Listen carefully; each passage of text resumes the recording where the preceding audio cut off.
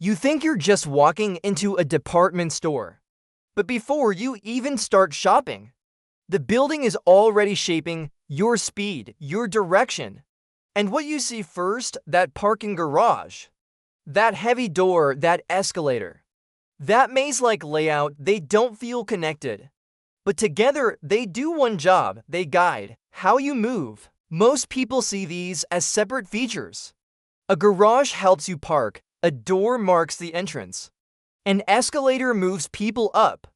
A layout helps you browse, but in a department store, those features often work together, not just to move you through the building, but to shape how you move through it. It starts in the parking garage.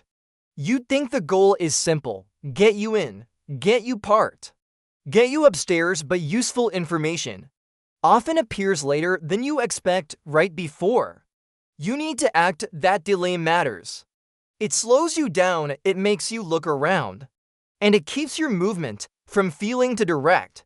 Then comes the entrance, and the door feels heavier than it needs to. Most people read that as quality, luxury, but it also does something physical. It slows your body down. It turns entry into a transition. From outside noise to inside order, the door doesn't just let you in, it slows you into the space. Then the store locks in your flow. Escalators don't just move people between floors, they organize how people travel through space, and even the small details matter. Take the side brush, it quietly pushes your body away from the edge and back toward the intended path. It doesn't force you.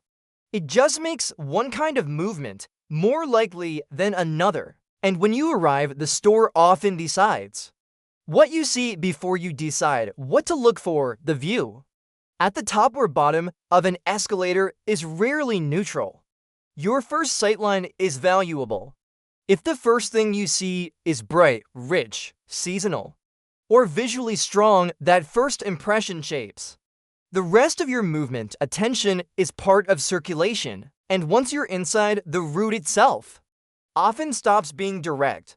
Department stores are not always designed to get you to your destination in the shortest possible line. They're often designed to turn movement into browsing. Straight paths shrink, exposure expands, and a short trip starts becoming a longer stay. That's why these details shouldn't feel separate. They are consecutive behavior cues. The garage delays your decision. The door slows your pace. The escalator locks in your flow. The landing view captures your attention, and the layout stretches your route.